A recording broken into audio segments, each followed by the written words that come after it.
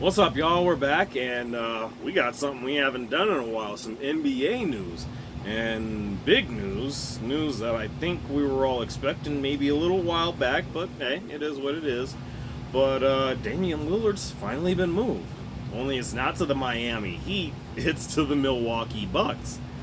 This is going to be really interesting because now you got him, Middleton, and Giannis up there with Brooke Lopez, Bobby Portis, and the rest of that crew. I mean, Pat Connaughton, I think, is still there. It's actually going to be quite interesting to see what Milwaukee's going to be like this next year. I mean, you trade away the defensive stud that is Drew Holiday, and you bring in the offensive juggernaut that is Damian Lillard.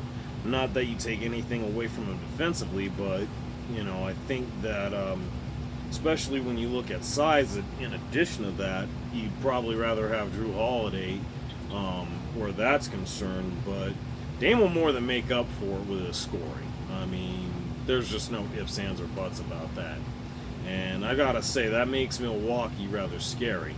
But what's really wild about that is, well, it's a couple of things. One, this move with Drew Holiday going to Portland isn't expected to be a long-term one, at least based on the way that I'm hearing the wording. But that's really neither here nor there. We'll see where that goes, probably even in the next few days, weeks, or whatever. So there's that. That said, of course, along with Drew Holiday, Portland Trailblazers are also getting DeAndre Ayton, and pardon me if I butcher this, but Taumani Kamara, who is a rookie from Dayton, 6'8" rookie from Dayton. Looks to be pretty nice from what I could tell. Actually had a good showing in the Summer League. I really wouldn't know much about that.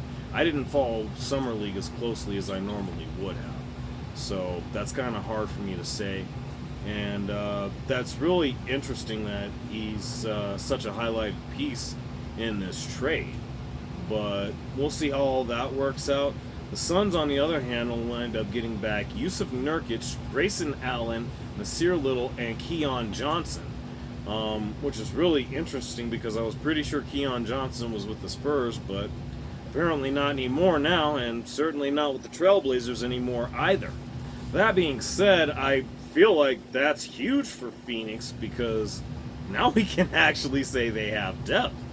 And I kind of feel as if, and I've actually said it in previous videos, there's just no way that you were going to convince me to believe that DeAndre Ayton was going to be anything of a long-term solution for the Phoenix Suns. I mean, short-term wise, I don't know what went wrong. I mean, he didn't have a very good relationship with Monty Williams, as it turns out, and of course, who knows what it would have been like with Frank Vogel. I mean, I would have liked to have I would have liked to have thought that it might have worked out a little differently. Maybe not. I don't know.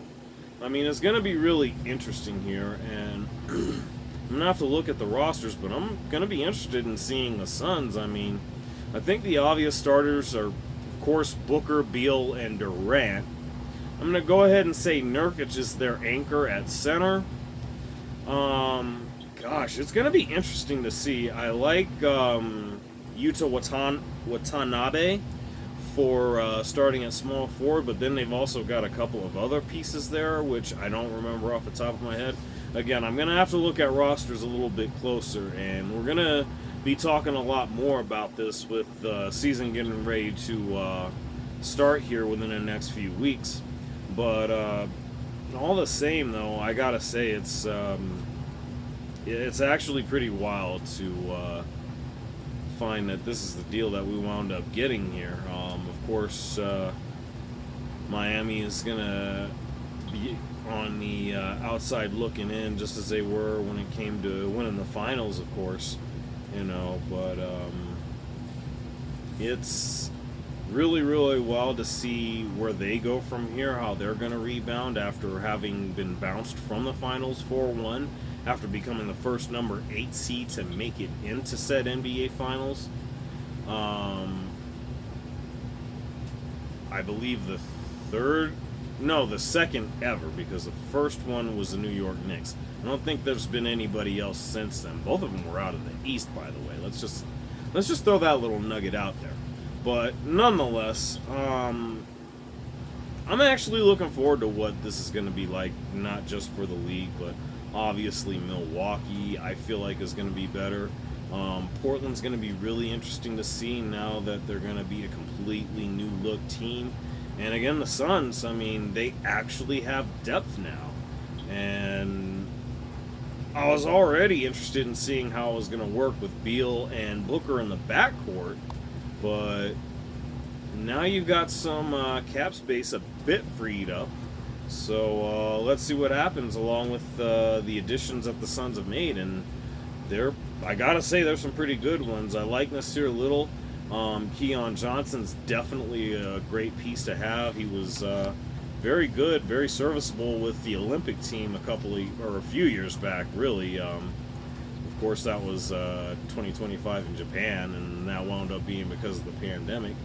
But nonetheless, yeah, I just am going to be really interested to see how that's going to go. I'm feeling like there's a very good chance we get Suns Bucks in the finals. I don't know who I would think to win that one as of yet, because both teams are entirely different from what they were a couple of years ago. But I imagine it's going to be fun. It's probably going to be a pretty fun season altogether.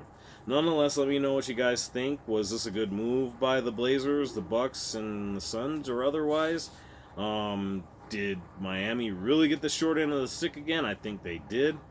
And yeah, I mean, do we still think Beal and Booker are going to be that kind of tandem in the backcourt? I mean, a lot of interesting moving parts here. But yeah, like I said, let me know what y'all think down below. Like, share, subscribe. Y'all know what it is. I'll get at y'all.